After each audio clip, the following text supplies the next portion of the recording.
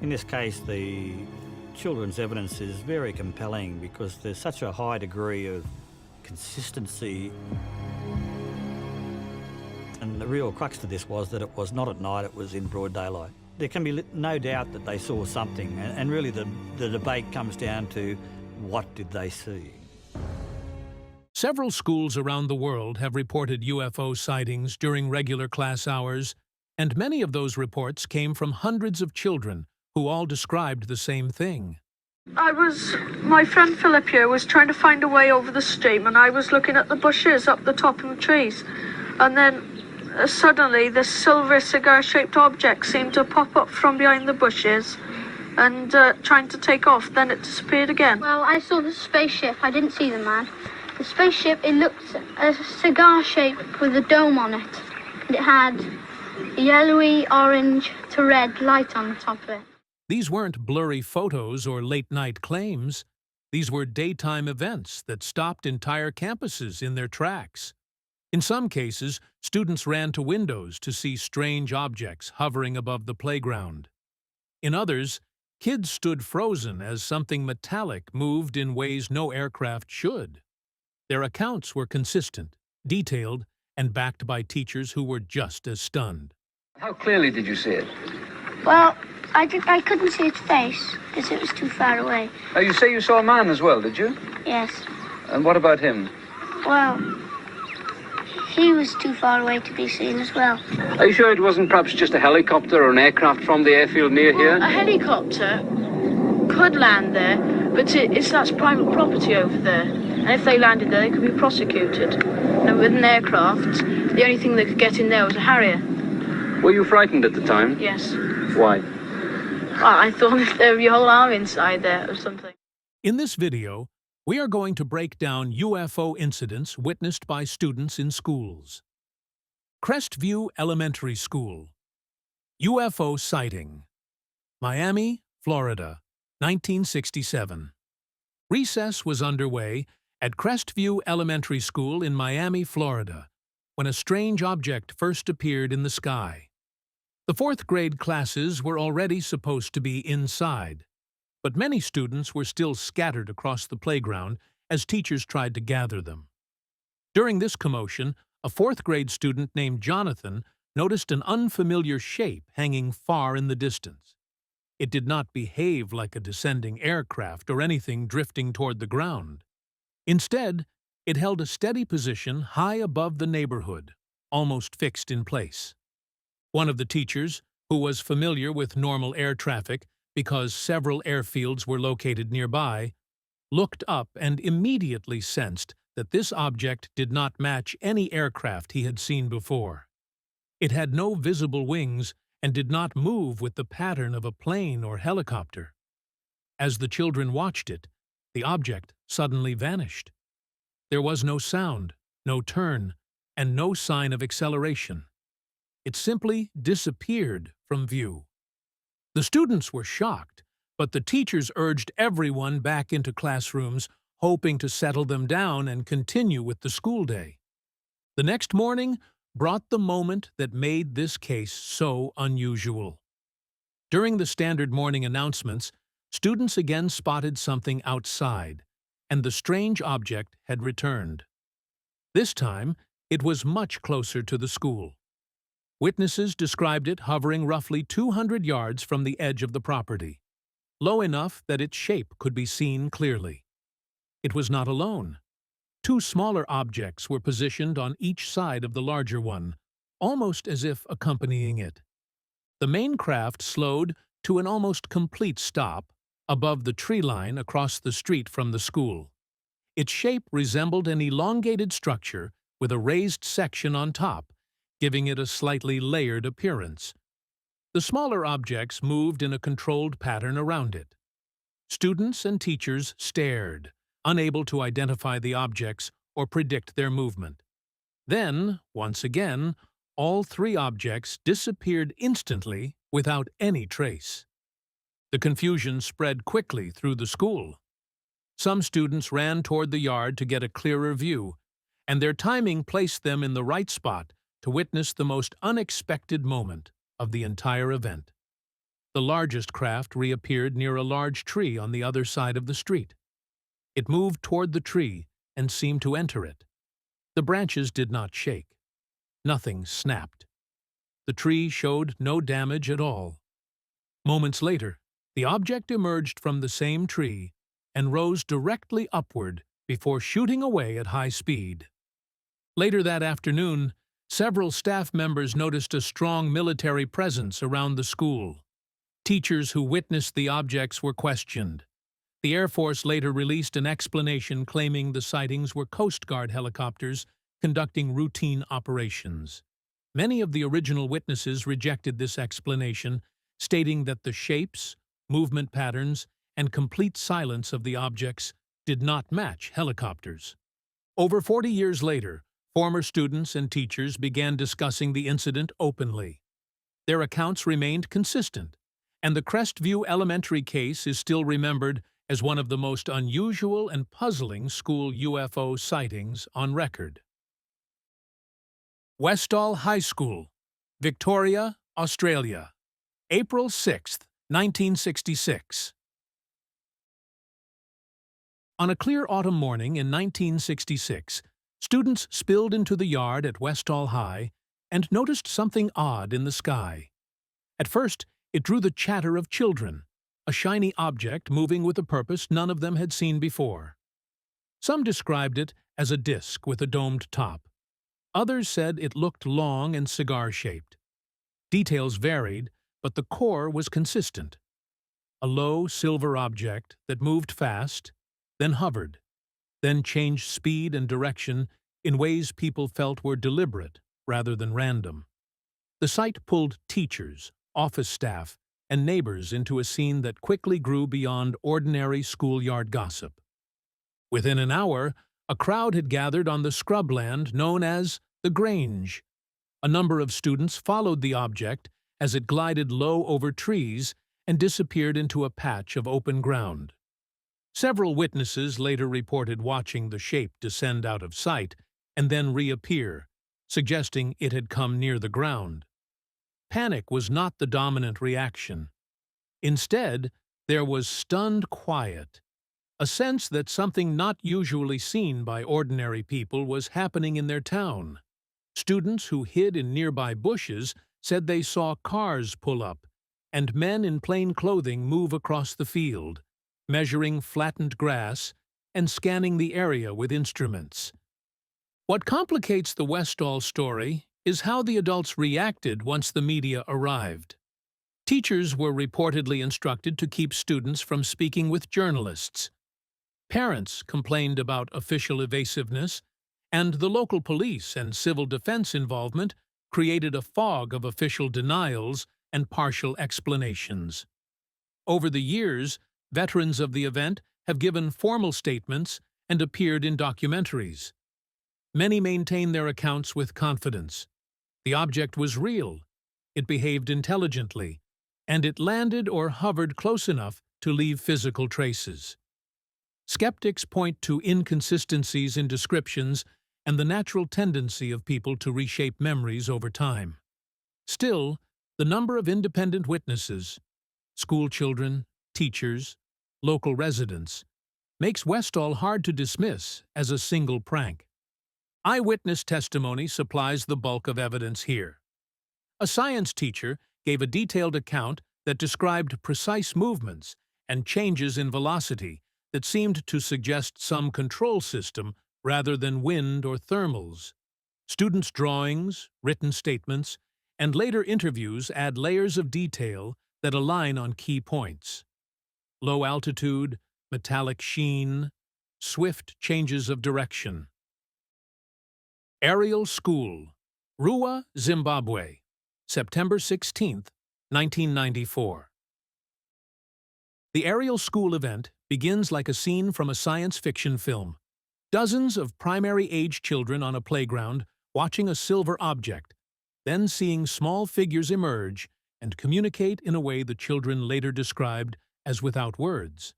But this was not fiction. It happened during morning break in Rua, and the reactions of those children, some 6 to 12 years old, conveyed fear, wonder, and confusion.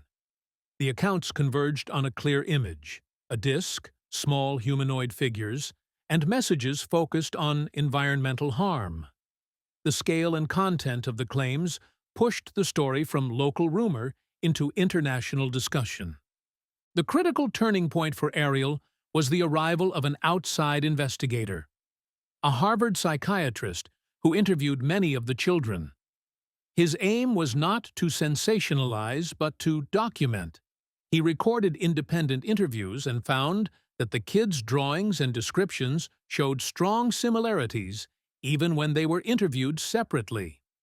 Those parallels included consistent descriptions of the being's size, the craft's shape, and certain images the children said were communicated by the figures.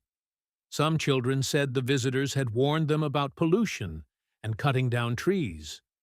Others reported physical effects, light flashes, a buzzing noise, and emotional aftermath that included nightmares or social isolation after their stories were dismissed by some adults.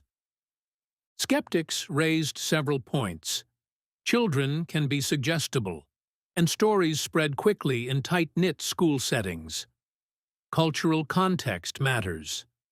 Tales in movies or popular folklore might feed into a child's language for describing unusual events. Suggestion during interviews can also shape outcomes if questions are leading. But Ariel stands out because of the number of independent witnesses and the uniformity of certain elements. Even years later, several of the original witnesses maintained their accounts, saying they had not been coached and that they still remembered the events clearly. Physical evidence was limited to flattened grass and no recovered object. That lack makes definitive claims difficult. Yet the psychological imprint was substantial. Several children reported ongoing distress from not being believed, and the school community split between skepticism and concern.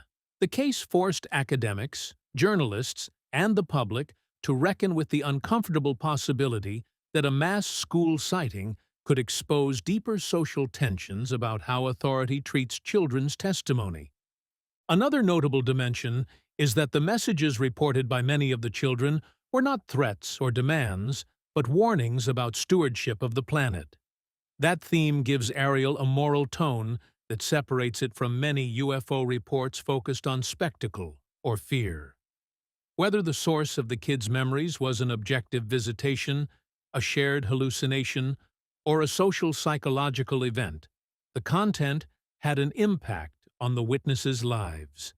Years later, several grew into adults who still felt the event mattered and who struggled with both the memory and the reaction of others. Ariel remains a case study in how to handle mass reports from children. It shows how careful interviewing, documentation, and sensitivity can preserve data even when material proof is missing. The episode does not hand a neat answer. Instead, it offers a layered portrait of perception, memory, and the social cost when adults do not know what to do with a group of children who insist they saw something extraordinary. Broadhaven Primary School, Pembrokeshire, Wales. February 1977. An overcast February day in 1977 found children at Broadhaven Primary playing outside when a strange object appeared in a nearby field. The witnesses were young, 9 to 11 years old, and their accounts converged on a silver, cigar-shaped craft about 40 to 50 feet long with a flashing red light. Several also claimed to see a humanoid figure in a silver suit near the object.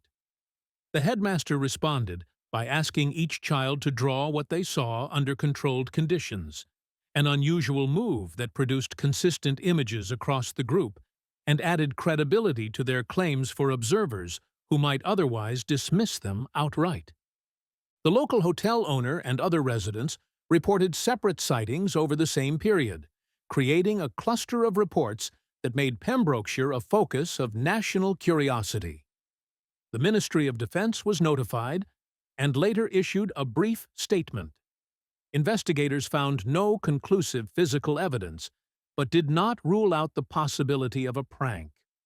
For people living near the beach and cliffs, the question became whether children and adults had seen the same natural or man-made phenomenon, or whether something else had occurred. Skeptics emphasize social dynamics. In a small community, stories spread quickly, and children can unconsciously align their reports. The controlled drawings, however, complicate a simple dismissal.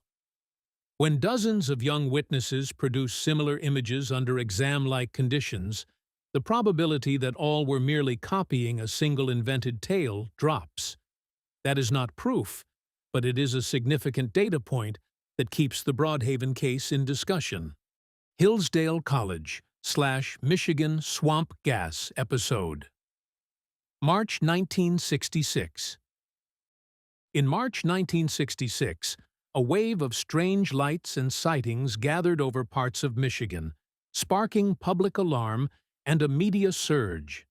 Students and townspeople watched unusual lights over campus grounds and in nearby marshes.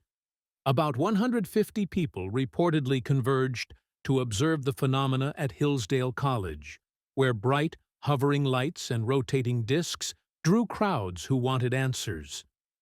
The story escalated quickly from local curiosity to national controversy when Project Blue Book consultant J. Allen Hynek proposed a weather-related explanation. Swamp gas. That simple phrase became a punchline and a symbol of what many perceived as dismissive official responses to unusual public reports. Hynek's swamp gas hypothesis suggested methane emissions from marshy ground could ignite and produce strange lights, especially under particular atmospheric conditions. For some observers, this was a plausible natural explanation. For others, including many of the witnesses who had seen sustained, structured motion and not just momentary glows, it was inadequate. The supposed lights at Hillsdale were not flickering campfires. Witnesses reported shapes that moved with coordination, hovered, and in some accounts produced effects on vegetation that went beyond what ordinary swamp gas might cause. Aek Godang Airport UFO.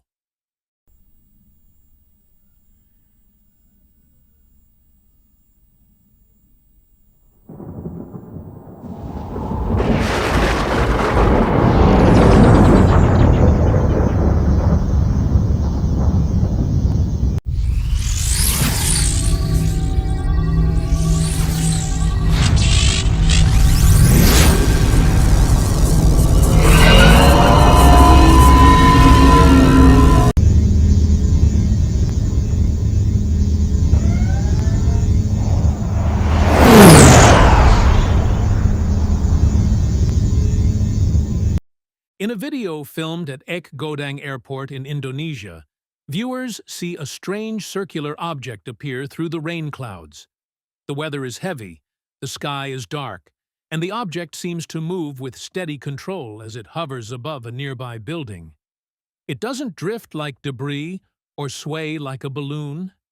It holds its place and rotates slowly, almost as if it is surveying the area. A moment later, something even stranger happens.